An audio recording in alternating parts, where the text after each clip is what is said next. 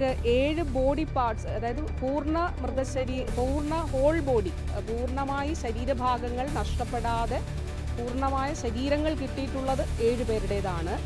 എന്നാൽ 9 body parts കിട്ടിയിട്ടുണ്ട്, പല ഭാഗങ്ങളായിട്ട് കിട്ടിയിട്ടുണ്ട്. അപ്പോൾ അത് 2 പേരുടെയാണോ അങ്ങനെയൊന്നും നമുക്ക് ഐഡൻറ്റിഫൈ ചെയ്യാൻ കഴിയുന്നില്ല. അപ്പോൾ അതിൽ തിരിച്ചറിയാൻ കഴിയുന്ന, അതായത് ഒറ്റ നോട്ടത്തിൽ തിരിച്ചറിയാൻ കഴിയുന്ന ബോഡി പാർട്സ് ഉണ്ട്. എന്നിരുന്നാലും നമ്മുടെ പ്രോട്ടോക്കോൾ അനുസരിച്ചും എല്ലാത്തിലും തന്നെ ഒന്ന് DNA സാമ്പിൾ എടുക്കുക എന്നുള്ളതാണ്. ഈ മൃതശരീരങ്ങളെല്ലാം തന്നെ കത്തിക്കരിഞ്ഞ അവസ്ഥയിലാണ് ഉള്ളത്. പിന്നെ ചില ബോഡീസൊക്കെ ഐഡൻറ്റിഫൈ ചെയ്തത് ചില ഇപ്പോൾ കടുക്കൻ ഉണ്ടായിരുന്നു, അങ്ങനെയൊക്കെയുള്ള ചില കാര്യങ്ങൾ വെച്ചിട്ട് ഐഡൻറ്റിഫൈ ചെയ്തിട്ടുള്ളതാണ്. അങ്ങനെയാണ് 4 എണ്ണം ഐഡൻറ്റിഫൈ ചെയ്തിട്ടുള്ളത്.